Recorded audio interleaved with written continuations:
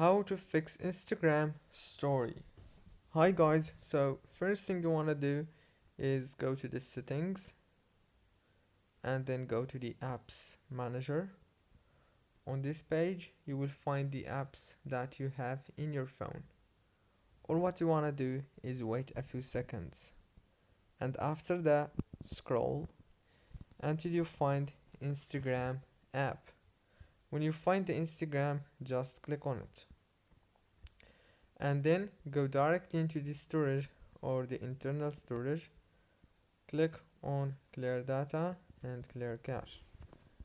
Go back and click on this force stop right here, and then go into the Play Store, search for Instagram and update it. Now the problem must be solved. If it's not, then you may have to remove Instagram from your phone and re-download it. Don't forget to like, subscribe